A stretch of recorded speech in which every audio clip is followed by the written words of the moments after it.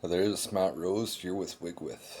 It's Wednesday, July 29th, 2020, and I'm just going to go over some of the bills here that we've seen in our province be passed over the last sitting in our legislature.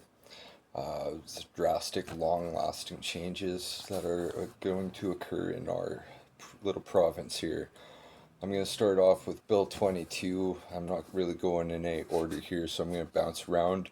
These are just a couple of the ones that I've found, so I mean, feel free to go look these over because some of these are very long, like the Red Tape Reduction Act, 170 pages long, changes 14 pieces, or legislation, and six ministries, allows oil sands projects to go ahead without cabinet approval, scraps energy efficiency Alberta, and allow all Canadians to own public property in Alberta, which would really be grateful for if I owned an oil sands company if I didn't have to live in Alberta, right? So it also provides an alternative agent for services, so you can appoint an alternative agent to represent your corporation. So rather than needing an attorney, it's a substitute for an attorney. I don't know what you know about law, but if you're an attorney, you've had an oath you took to the law society. So this is recognized in all of law. You have to have a certain recognition to be an attorney. An agent can just be anybody. I could be an agent, anybody. Your mom could be an agent. You could just choose somebody that you want to represent you to be your agent. And this is till death. So I think that's kind of a really strange one there, but it's kind of right in line with whatever else they've got going on, as you'll see. We've got the Environmental Protection Statutes Amendment Act. This redefines minerals to exclude pit for purposes of removing sand, gravel, clay, or marl, and include any associated infrastructure there. So as you can see, they're changing laws to suit their constituencies, which in this case is likely sandpit operations. You need that sand to pump the oil, to do a lot of other things. So going over Bill 15, the Choice in Education Act.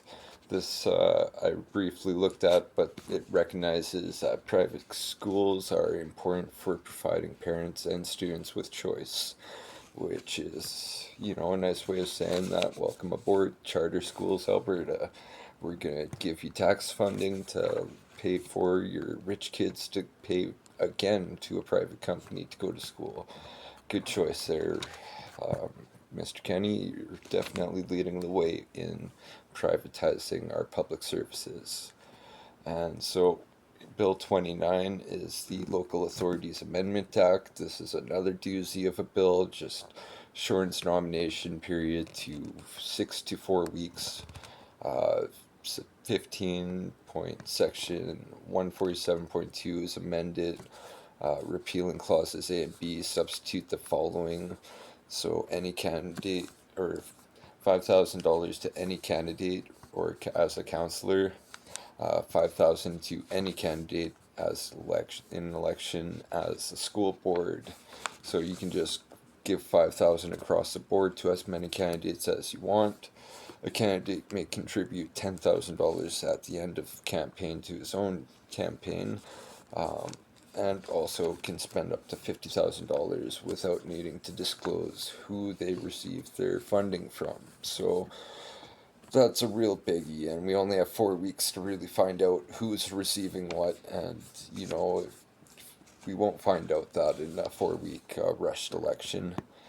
Um, Another big one is Bill 17. That's kind of a big one for me because that's our Mental Health Act bill. That's amending that, and it's striking out physician instead and it's substituting that for qualified health professional. So when you strike out a physician, which again is like something that's noted in a law term, like you have to be a certain person to be a physician in our society. according to our law society.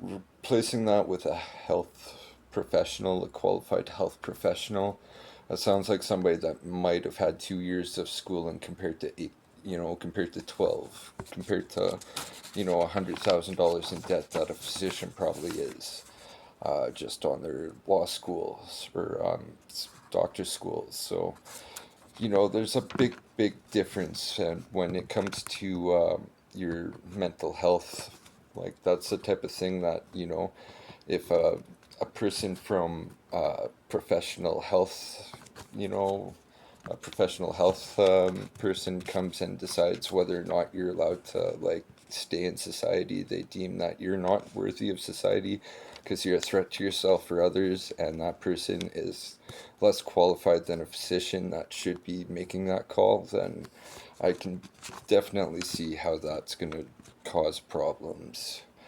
The next bill here is Bill 32. That's restoring balance in Alberta workplace. That's a just crazy, crazy one that just gives employers so much freedom. It's the union busting bill, as they're calling it. And that's adding an averaging arrangement for your overtime. So you'll no longer be receiving hour for hour overtime. You'll be receiving an average amount of overtime. Employer can wait 31 days after last day of employment or 10 consecutive days after the pay period, which ended with your employment ending. So that's gonna, give them the freedom to not pay you for the next check on, and that's gonna cause all sorts of people to, lose their bills, lose their house, lose their livelihood. And then we've got Bill 1, the Critical Infrastructure Defense Act, which, we've already got that one in court. That's the one where they can charge you up to $10,000 to $25,000, or 6 months to 6 years in jail or something, just for taking part in a protest. And when you combine that with our union busting bill, you could see somebody going on strike with their union being fined $10,000 or 6 months in jail just for taking part in a union, which obviously a free society, we should be allowed to have unions. That seems like something that's a no-brainer for the rights and civility of our society.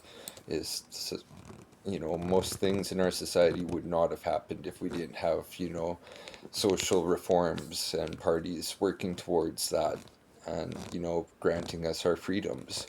And if we bust our unions now, then guarantee our freedoms are next. So make way for that. And this on top of our Bill 30, which just makes the privatization of our healthcare all that much faster. We've already got the AMA suing the province. 98% of doctors just came back and said that they do not trust Tyler Shandro as their leader. And so, it just cuts up the red tape and makes private for practice regulations really easy. And you know that they're moving in here very, very fast with how many doctors and people are leaving this province right now. So get wait, get get ready for your private healthcare, because our Alberta healthcare cards aren't going to meet much in a few months here.